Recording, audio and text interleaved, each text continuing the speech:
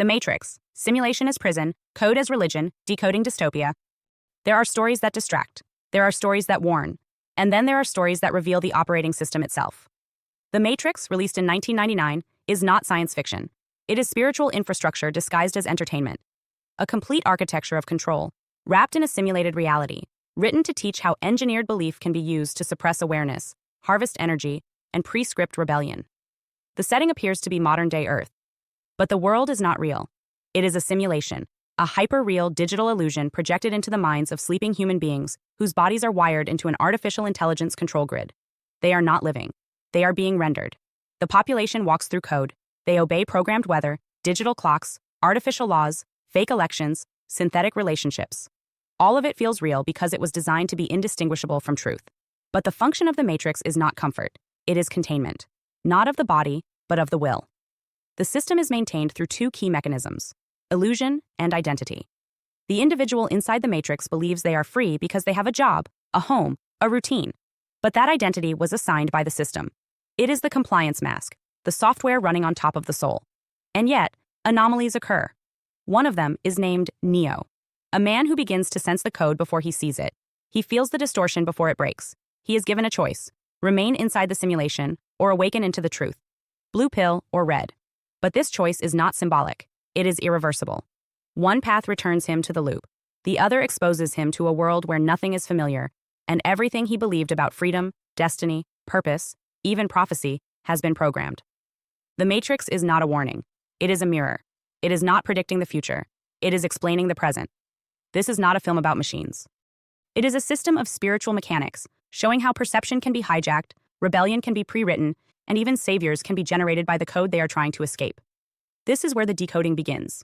We will decode the following: the 22 elements in the Matrix 1. The Matrix as a behavioral operating system.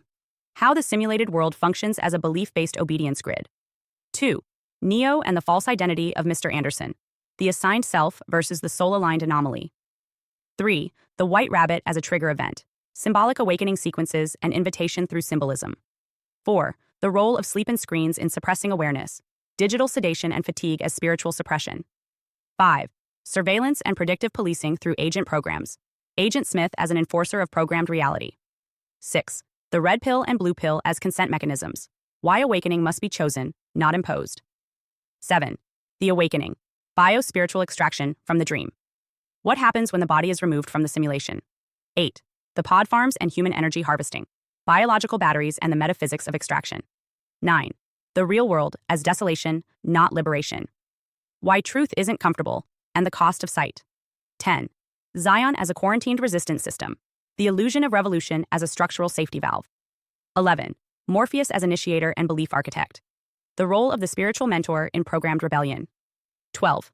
The oracle as a prophetic feedback loop. Prescripted destiny and engineered free will. 13. Do not try to bend the spoon perception over matter and the dissolving of constructs. 14. Deja vu and code. Rewriting and real-time glitches as indicators of narrative restructuring. 15. Cipher as the archetype of comfortable betrayal. The danger of nostalgia and voluntary resubmission. 16. Agent Smith as a viral consciousness. His hatred for humanity as an allergic reaction to the soul. 17. Training programs as artificial enlightenment. Simulated downloads versus earned knowledge. 18. The jump program and the fear of falling. Why inner belief defines outer possibility. 19. The lobby shootout as breaking the rules of the simulation. What happens when the code is no longer respected? 20. Neo's death, resurrection, and ascension. The system's failed attempt to kill the anomaly. 21. Stopping bullets, reality as responsive code. Why authority collapses in the presence of full awareness. 22. Neo's final flight, mastery over constructed reality. The soul transcending system logic. 1. The Matrix as a behavioral operating system. How the simulated world functions as a belief-based obedience grid. The Matrix is not simply a digital illusion.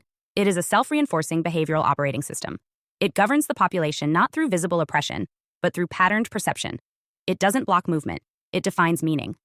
Everything inside the Matrix is a loop. Jobs, laws, advertisements, classrooms, media, social rituals.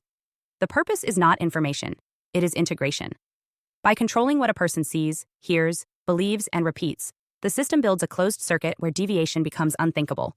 People are not forced to obey. They are formatted to function. This formatting occurs through engineered normalcy. What is rendered appears organic. Conversations in elevators, sirens in the distance, news on the television. But none of it is real. It's behavioral feedback, written to reinforce the illusion of choice while guiding individuals through pre-approved lanes of action. Those who comply are rewarded with repetition. Those who resist are flagged as errors. The brilliance of the system lies in its invisibility. It hides not behind secrecy, but behind familiarity. The matrix doesn't need to be believed to work. It only needs to be accepted. Its power comes from the soul's agreement to play by the rules. That agreement is achieved through programming identity, language, and logic. Even rebellion is anticipated, contained, and made symbolic. The system understands that the greatest form of obedience isn't fear. It's belief in the world as it's given. Once the soul accepts the simulation as real, the prison locks itself. 2. Neo and the false identity of Mr. Anderson. The assigned self versus the soul-aligned anomaly. Mr. Anderson is the system's designation, a registered employee number, a tax-paying adult, a predictable node in the obedience grid. He clocks in, follows orders, pays bills, and functions on time. He is rewarded for consistency and penalized for curiosity. This is not a life. It is a loop, a simulation script running inside a man who suspects he isn't the one writing it. Neo is the real identity underneath that programming. Not a hacker alias, but a soul-level self, rejecting falsehood without knowing why. The moment of divergence begins long before the red pill. It begins in the unease, the insomnia, the silent knowing that the world is off. Mr. Anderson follows orders. Neo questions patterns. The Matrix assigns a name to keep the soul asleep. But names given by the system are containment spells. They come with backstories, limits, expectations, contracts. Neo is not a new persona. He is the original frequency breaking through the conditioning. The code is terrified of Neo not because he fights, but because he sees. Neo does not follow logic. He follows knowing. As he sheds the Mr. Anderson construct, the system begins to lose predictive control. Prophecy activates, agents close in, and his internal alignment accelerates. Neo is not a hero. He is a spiritual threat to the simulation. The awakened self is always an anomaly, because the real cannot be rendered. 3. The White Rabbit as a trigger event. Symbolic awakening sequences and invitation through symbolism. The White Rabbit is not a character. It is a code embedded in the simulation, a trigger placed within the illusion to awaken latent anomalies. It doesn't force awakening. It whispers. It's designed to catch the attention of someone already on the verge of questioning. Neo sees the symbol on his screen first, then recognizes it tattooed on the shoulder of a stranger at his door. The simulation presents it softly, never breaking the illusion, only bending it. This is how programmed realities are disrupted, not through confrontation, but through invitation. Symbolic anomalies like the rabbit function as tests of perception. The system expects most users to overlook or rationalize such cues. But the awakened respond differently. They notice, they follow. The rabbit, like an ancient myth and alchemical texts, is the initiator of the descent, the signal to follow irrational truth over rational programming. Neo's agreement to go out that night is not social. It is spiritual. He chooses to pursue the glitch, not suppress it. The White Rabbit marks the boundary between narrative and gnosis. It is a nonverbal contract that bypasses conscious fear. Those who follow it leave behind comfort, coherence, and consensus. The rabbit does not guarantee truth. It guarantees collapse. And collapse is the doorway through which the soul reclaims vision. The rabbit does not explain. It activates. And in every simulated world, it's the first key to remembering what is real. 4. The role of sleep and screens in suppressing awareness. Digital sedation and fatigue as spiritual suppression. The simulation depends on exhaustion, not just physical tiredness, but cognitive overload, emotional suppression, and spiritual numbness. Sleep in this construct is not restoration, it is sedation. The body may rest, but the mind is flooded with synthetic noise. Dreams offer no revelation, only distortion. Screens are used to fill every waking moment with distraction, instruction, and ambient data designed to prevent internal clarity. What appears to be leisure is actually architecture, schedules built to keep the soul too depleted to question the rhythm. Screens are the altar of the matrix. They regulate behavior, deliver orders, record compliance, and feed personalized content to keep the user emotionally tethered to the simulation. The screen doesn't just transmit, it interprets.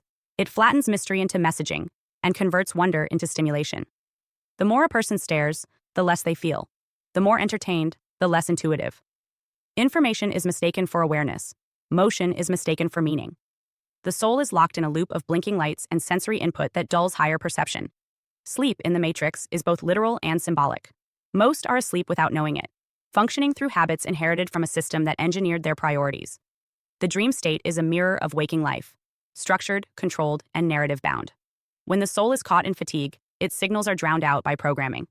In this way, sleep becomes a perfect defense mechanism. It hides the truth not by deleting it, but by keeping the seeker too tired to pursue it. 5. Surveillance and predictive policing through agent programs. Agent Smith as an enforcer of programmed reality. The agents are not villains. They are executable code. Automated gatekeepers within the Matrix whose role is to identify and neutralize anomalies before they spread. Their function is not punishment. It is preservation. The system cannot tolerate unpredictability. The agents exist to ensure that the laws of the simulated world are obeyed, and that those who begin to question its boundaries are silenced or reabsorbed. Their power lies in replication. Any citizen, at any moment, can become an agent. This means everyone is a potential node of enforcement. Control is everywhere and nowhere. Agent Smith represents the evolution of digital authoritarianism. He does not enforce morality. He enforces order, logic without empathy, protocol without soul. His hatred for humanity is not emotional, it is mechanical. He sees the organic spirit as a contaminant. He is not motivated by justice, but by deletion. Smith does not want compliance. He wants silence. His disdain for unpredictability reveals the core of the Matrix. It is a reality that punishes consciousness. Surveillance in the Matrix is not merely observation, it is anticipation. The agents do not wait for rebellion. They arrive at the first sign of deviation. Predictive enforcement ensures that spiritual uprisings are discredited before they form. This is how the Matrix polices its population, by embedding fear into the code, uncertainty into the mind, and watchers into the crowd. Resistance is not defeated by strength. It is dissolved by omnipresence. 6. The red pill and blue pill as consent mechanisms. Why awakening must be chosen, not imposed. The red pill is not medicine. It is not technology. It is not a physical object. It is consent. The blue pill is not sedation. It is agreement. The choice presented is not a test of bravery, but of freedom. No one can be forced to see the truth. The Matrix operates under spiritual law. Awakening must be invited. The system is built on belief, and so to step outside it, belief must be withdrawn. The red pill signifies that choice. It signals to the deeper system that the individual is no longer aligned with the illusion. What appears to be a one-time decision is actually a lifelong boundary marker. The blue pill returns the user to the loop. Memory reset, awareness erased, ego restored. The red pill shatters the barrier between self and story. It is not an escape. It is an initiation into truth that will dismantle every layer of false comfort. The body awakens into pain, confusion, isolation, but also into the real. This is why the choice cannot be made lightly. It is not about curiosity. It is about readiness. Consent is the only loophole in the system. The Matrix can control nearly every variable except the conscious agreement of the soul. That's why this moment is sacred. Once the red pill is taken, the system loses jurisdiction. The body may still be vulnerable, but the soul is no longer plugged into the dream by choice. And in a world built on engineered consent, withdrawal is revolution. 7. The awakening, bio-spiritual extraction from the dream. What happens when the body is removed from the simulation? Awakening is not symbolic, it is surgical. The soul's consent to exit the simulation triggers a violent unraveling of the artificial self. The moment consciousness rejects the illusion, the system disconnects. The neural pathways holding the construct together collapse. Muscles atrophy. Hair falls away. The body ejects cables from the skull and spine. What the dreamer thought was life disintegrates. But this process is not death. It is extraction. A birth that feels like drowning. Every programmed belief must be stripped away before the nervous system can stabilize in truth. The body, when removed from the simulation, is not ready. It has never moved, never felt, never seen light. The eyes sting. The lungs gasp. The nervous system panics. This is the cost of freedom, the raw, unfiltered interface with the real. The physical pain mirrors the psychological one. Comfort dies quickly. So does certainty. The awakened body is weak, but the awakened will is beginning to strengthen. The journey from code to clarity is always violent, because lies cannot be gently peeled. They must be shattered.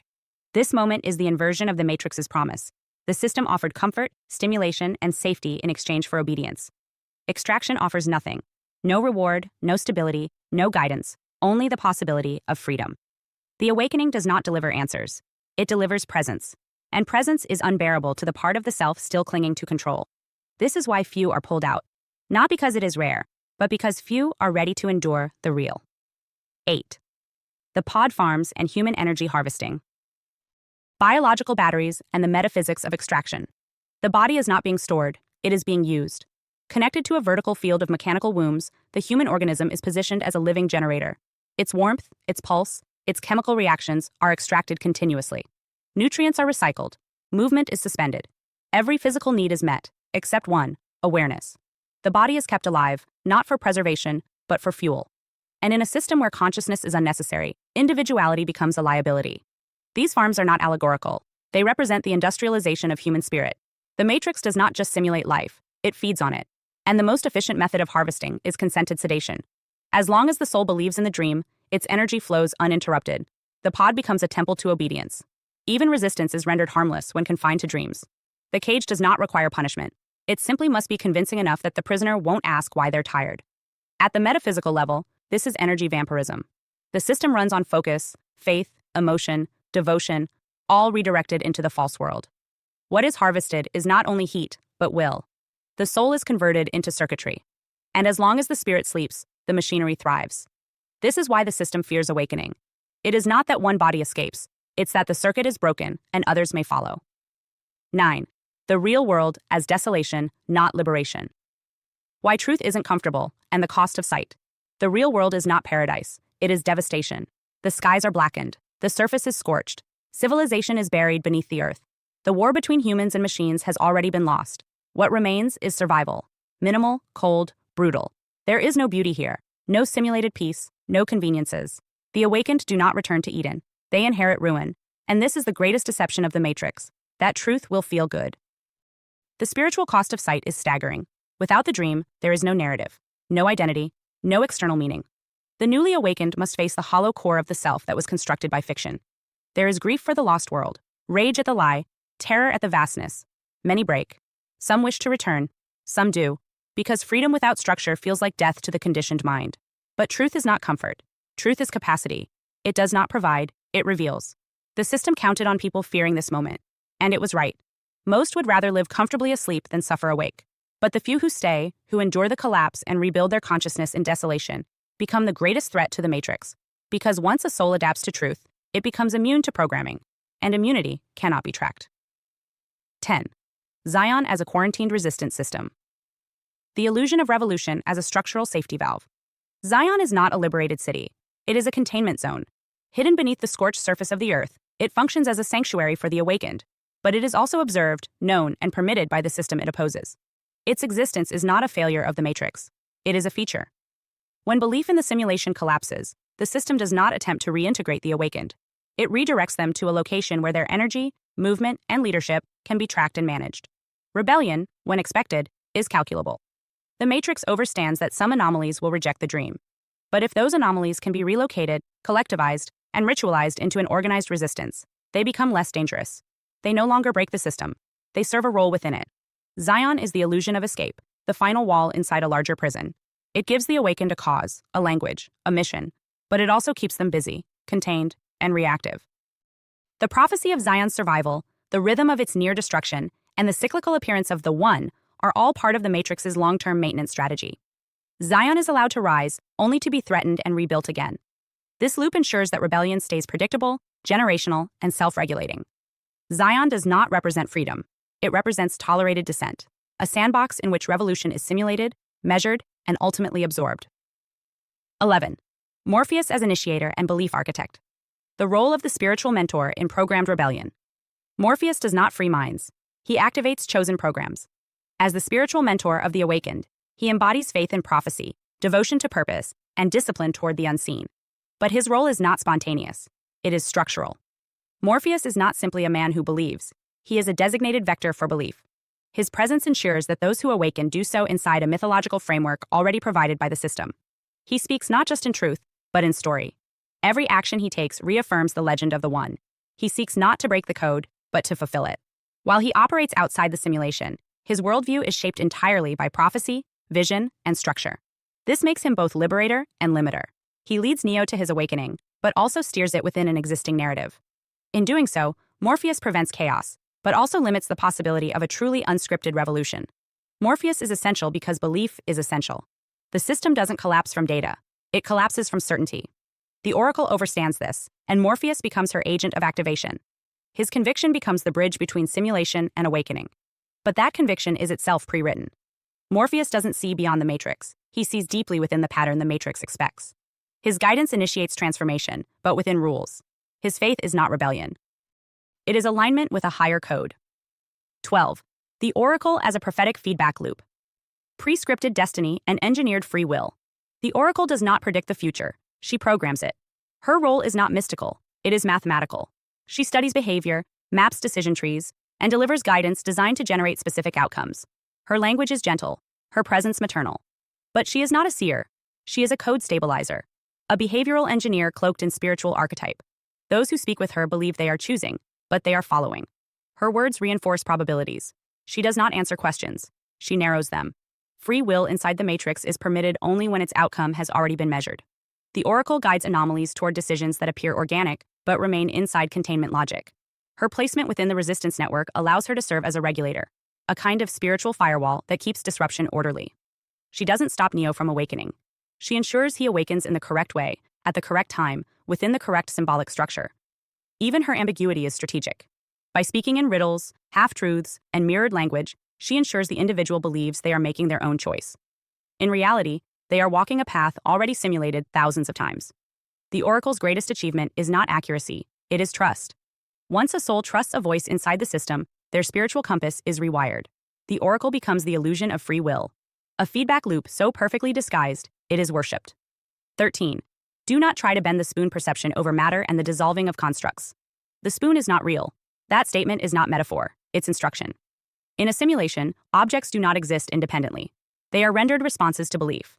The child bending the spoon does not manipulate metal. He rejects the premise. Do not try to bend the spoon. That's impossible. Instead, only try to realize the truth. There is no spoon.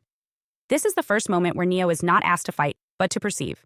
Matter only obeys when the mind has detached from the rules imposed upon it. The spoon acts as a test, not of power, but of surrender. Neo must stop applying effort and start dissolving assumptions. Control in the matrix is belief-based: gravity, solidity, resistance. Once the code is seen, resistance becomes optional. This is the beginning of quantum awareness. Reality is not objective, it is responsive. The physical environment bends to the consciousness interacting with it, and the limit of what is possible is set entirely by what the user accepts as real. This moment separates brute rebellion from spiritual evolution. Most who fight the matrix try to change it from within its logic. But to transcend the system must be denied its rules. The spoon is not just a symbol of perception, it is the first doorway to mastery. Once the false solidity of one object dissolves, so too does the rest of the simulation. Neo is not being trained to perform tricks. He is being trained to disbelieve structure itself. 14. Déjà vu and code. Rewriting in real-time glitches as indicators of narrative restructuring. Déjà vu is not memory. It is revision. Within the matrix, when an individual experiences déjà vu, it signals that the code has been changed. The illusion of time slips for a moment. Something repeats. A black cat, a movement, a phrase. But this is not a mistake. It is a ripple caused by system-level edits. The simulation corrects itself when its narrative integrity is threatened. And those who are aware enough to feel the glitch become aware enough to question the scene. In the spiritual structure of the matrix, déjà vu is a rupture between programming and perception. It exposes the illusion of continuity. The system relies on seamless narrative logic. What happened yesterday must align with today's memory. But when the code updates midstream, the perception engine falters. The moment feels familiar not because it already happened, but because the brain recognizes something unnatural has just occurred. It is the digital equivalent of waking up mid-dream. To recognize déjà vu as manipulation is to realize that reality inside the matrix is not stable. It is constantly maintained. And that maintenance includes editing environments, altering sequences, repositioning variables. When Neo notices the repeated black cat, it marks the moment the walls of reality are rewritten to trap him. But more importantly, it reveals the fragility of the entire simulation. Once the code becomes visible, the story can no longer be trusted. And trust is what keeps the world intact. 15. Cipher as the archetype of comfortable betrayal. The danger of nostalgia and voluntary resubmission. Cipher does not betray the team because he is evil. He betrays them because he misses the taste of stake. He is not corrupted by greed or ideology, but by exhaustion. His choice to return to the matrix is not treachery. It is longing. He wants to forget, to feel pleasure again, to live without the weight of truth. And in doing so, he becomes the system's most useful agent, not through violence, but through voluntary resubmission. Cipher represents the soul that awakens but cannot endure. His rebellion was partial. He left the simulation physically, but emotionally, he never detached. Zion was not enough. The real world offered no reward. He traded truth for illusion, not because he was tricked, but because he demanded comfort. This is the most dangerous archetype in any controlled system, the one who chooses captivity with full awareness, because the prison was more pleasurable than the price of freedom. The Matrix exploits nostalgia as a defense mechanism. Cipher doesn't want power, he wants anesthesia, a role in the system, a fabricated identity with good food, wealth, and fame. The machines promise him this in exchange for betrayal. But the betrayal is not of his crew, it is of his own soul. Cypher's arc is a warning. The system doesn't fear those who awaken. It fears those who awaken and return willingly, because they become walking advertisements for submission. 16. Agent Smith as a viral consciousness. His hatred for humanity as an allergic reaction to the soul. Agent Smith is not a person. He is a program, a reactive protocol designed to maintain systemic order. But as his encounters with the awakened increase, something shifts. He begins to display emotion, disgust, rage, and above all, hatred. Not for the rebellion itself, but for the human essence. He does not despise disorder. He despises the soul. His language becomes infected with loathing. He refers to humanity as a virus, a disease, something that must be cured. But in truth, it is he who functions like a virus, spreading, copying, corrupting. Smith's hatred is not strategic. It is metaphysical. He is a closed system encountering something open, irrational, and incorruptible. The soul cannot be predicted, owned, or reduced. It doesn't operate on logic. It evolves through presence. Smith's programming cannot comprehend this, so it tries to destroy it. His allergy to humanity is not about flesh, it's about freedom. Where humans adapt, he repeats. Where humans intuit, he calculates. Where humans feel, he malfunctions. As Neo evolves, Smith deteriorates. Their conflict is not between good and evil, it is between living consciousness and artificial coherence. Smith is the system's immune response, but exposure to the anomaly destabilizes him. He begins to glitch, replicate, and spread uncontrollably. He becomes what he feared, an uncontrolled virus. This irony reveals the central truth of the Matrix. Programmed control will always implode when faced with free will. 17. Training programs as artificial enlightenment, simulated downloads versus earned knowledge. Knowledge in the Matrix is downloaded. Kung fu, languages, weapons, tactical skills, all uploaded into the nervous system in seconds. The awakened call it training. But it is not wisdom. It is performance. The programs allow for rapid adaptation within the rules of the simulation, but they do not develop the self. There is no inner work, no discernment, no integration. The user becomes skillful, but not free. This creates a danger, mistaking speed for mastery. Downloaded knowledge is efficient, but empty. It creates the illusion of readiness without depth. The programs allow Neo to fight, but not to see. That awakening happens separately. He becomes powerful in simulation terms, but power is not the same as perception. The training prepares his body, but not his being. In this way, the Matrix still controls the framework. It offers strength, but only within its structure. True enlightenment cannot be uploaded. It must be lived. Awareness is earned through collapse, confrontation, and surrender. The jump from simulation to freedom cannot be coded. It must be embodied. This is the divide between programming and presence. The former teaches you how to act. The latter teaches you how to be. 18. The jump program and the fear of falling. Why inner belief defines outer possibility. The jump is a test of belief. The simulation presents a rooftop gap that must be cleared by will alone. There is no mechanical trick, no logic. The code responds only to conviction. Morpheus makes the leap effortlessly. Neo fails. He falls, not because he lacks ability, but because he doubts. This is not a failure of skill. It is a reflection of internal fracture. The simulation bends for belief. And Neo, still partially trapped in disbelief, proves the system right. The fall is vital. It exposes the link between internal certainty and external outcomes. Neo's mind still accepts limitations. Gravity exists because he allows it. Doubt is not passive, it is creative. It produces the very obstacles it fears. In a simulated system, belief is physics. The moment he hesitated, the code recalculated. The fall becomes an echo of all previous conditioning: school, fear, humiliation, failure. The Matrix doesn't have to punish him. His own nervous system does it for him. This program is not about success. It is about exposure. It shows the anomaly his own restraints. The body can jump. The code can be overridden. But the belief system still answers to memory. Until Neo releases his trust in the rules remain real. The jump is not about reaching the other side. It is about collapsing the side he's on. 19. The lobby shootout, as breaking the rules of the simulation. What happens when the code is no longer respected? The lobby sequence is not an action scene. It is a ritual rejection of containment. Neo and Trinity enter armed, not with weapons alone, but with complete disregard for the Matrix's internal logic. Metal detectors, security guards, gravity, structural integrity. All of it becomes irrelevant. Their bodies move faster than the rules account for. Bullets are dodged, walls explode, laws collapse. What is being shattered here is not concrete. It is consensus reality. This moment marks the shift from simulation fluency to simulation violation. The awakened no longer attempt to operate politely within the dream. They confront it on its own terms and dismantle its consistency. The guards respond as if the matrix is real. The awakened respond as if it's code. And code, once no longer respected, loses its hold. It must either adapt or break. The simulation begins to fracture under the pressure of spiritual certainty disguised as physical defiance. What makes this sequence prophetic is not the gunfire, it's the silence behind it. There is no confusion in Neo or Trinity. No second-guessing. Their clarity erases consequences. The deeper message is not about rebellion. It's about psychological exit velocity. Once the soul stops treating the simulation as sacred, the system can no longer enforce its rules.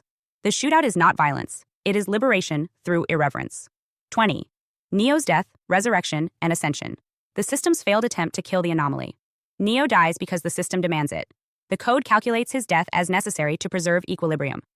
The Oracle's prophecy was structured to fulfill the system's own expectation, that he would choose to save another, not himself, and die in the process. And for a moment, the Matrix succeeds. The body falls. The signal ends. The anomaly is deleted. But what the system miscalculates is the variable it cannot code: love. Not as sentiment, but as frequency. Trinity's declaration is not romantic. It is catalytic. Her alignment with truth triggers the soul's override. Neo's resurrection is not a miracle. It is a reboot from outside the system. His body returns, but it is no longer obeying simulation rules. Death in the Matrix is real only if the code is believed. Neo's consciousness has detached. The simulation holds no more jurisdiction. He rises not as a man who survived, but as one who is no longer participating in the lie. This is not just rebirth. It is exit. The resurrection breaks the loop. For the first time, the Matrix fails to contain its own anomaly. Neo becomes the variable that does not close, the error that cannot be patched. He now operates on a different frequency, one that is no longer renderable by the simulation's logic. This moment is not about escaping death. It is about making death irrelevant to the awakened. 21. Stopping bullets. Reality as responsive code. Why authority collapses in the presence of full awareness. Neo does not block bullets. He renders them obsolete. The moment he raises his hand and the bullets stop midair, the simulation halts. Time dilates, motion freezes, the authority of cause and effect collapses. This is not telekinesis. It is refusal. He no longer believes in the threat, and the code responds accordingly. The bullets never had power. His fear did. Once that fear is gone, the illusion ceases to function. The system's final weapon was momentum. The assumption that if one believes in harm, harm must arrive. But Neo's awareness surpasses belief. He doesn't act with courage. He acts with knowing.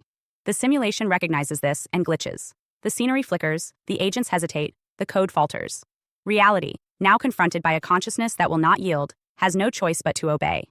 This is the collapse of artificial authority. The Matrix controls only what the mind surrenders. The moment Neo sees past the programming, every rule bends to accommodate his awareness. He walks through attacks. He absorbs Agent Smith's attempts at domination and reverses them. His freedom is not strategic. It is total. And total awareness leaves the system with no function but to mirror. 22. Neo's final flight. Mastery over constructed reality. The soul transcending system logic. The final image is not escape. It is freedom. Neo no longer runs from the Matrix, nor does he merely fight within it. He flies. Flight is not a power-up. It is the full manifestation of detachment. Gravity no longer applies. Threats no longer matter. He is not in hiding. He is not resisting. He is moving through the simulation with absolute authority. The laws of this world recognize him not as a user, but as a rewrite. Flight signifies the collapse of limitation. He no longer doubts. He no longer negotiates. The system watches but cannot interfere. Neo has become the living proof that the soul, once fully aligned, cannot be controlled by illusion. He does not destroy the Matrix. He exposes its fragility simply by walking through it untouched. The code reacts to him, not the other way around. This moment reframes the entire prophecy. The one was never meant to follow the script. The real anomaly is not Neo's power. It's his refusal to be a function. He doesn't just bend the rules. He stops acknowledging them altogether. This is what the system fears most, not rebellion, but transcendence. Because transcendence cannot be contained. The end. The Matrix. Simulation as prison, code as religion. This is the end of part 1, Decoding the Matrix. What the Matrix revealed was not science fiction. It was spiritual architecture.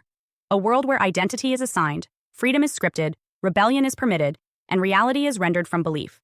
A prison so sophisticated it disguises itself as progress. A simulation that runs not on electricity, but on agreement. The anomaly was not Neo. The anomaly was awareness. Once a soul stops believing in the illusion, the system breaks, not from outside attack, but from internal collapse. This is not a war between man and machine. It is a war between knowing and programming. In Part 2, we decode the Matrix Reloaded, the manufactured myth of prophecy, the mechanics of destiny management, and the revelation that even revolution has been written in advance. Until then, remain unrendered. Burn the code, reclaim the self. Hi, I'm Adeline Atlas, 11x published author, and what you just watched was only a taste of what's inside the Truth series, where we go all the way down the rabbit hole. If you're the kind of person who's always asking bigger questions, who knows there's more to this world than what we've been told, then this is your invitation to the series that was built for you. Inside the Truth series, you'll get full access to 6 mind-blowing sub-series designed to wake up your highest intelligence and decode the matrix we live in. 1. Locate the truth. Learn how to actually research, not just what to search, but how to verify, cross-reference, read declassified files, and protect your own mind from weaponized misinformation. This is truth-seeking, decoded. 2. The Mandela effect. Are we shifting timelines? Why do so many people remember a different past? We break down the most bizarre, undeniable examples of reality glitches and what they tell us about consciousness and control. 3. Law is magic. Law is not what you think it is. From word spells to maritime law and hidden contracts, we uncover how legal systems use language like a wand and how to stop being tricked by fine print that binds you without consent. 4. Entertainment or ritual. The Hollywood and music industries are not just for entertainment. From Super Bowl rituals to Grammy stage symbolism, we decode what's really being shown, who it serves, and why mass consciousness is the target. 5. Decoding dystopia. Ever wondered why dystopian fiction feels prophetic? In this subseries, we decode popular films and books, Hunger Games, 1984, Black Mirror, to reveal the hidden blueprints and predictive programming behind the plot. 6. MK Ultra plus mind control programs. This one gets deep. From real MK Ultra documents to modern symbolism in media, we expose how mind control operates in plain sight and how to free yourself from manipulation you didn't even know was happening. And that's just the beginning. If this resonated with you, click the links below and join us inside the Full Truth series, because the more you know, the harder you are to control. This is your awakening. We don't just ask questions, we find answers. Let's go all the way down the rabbit hole together.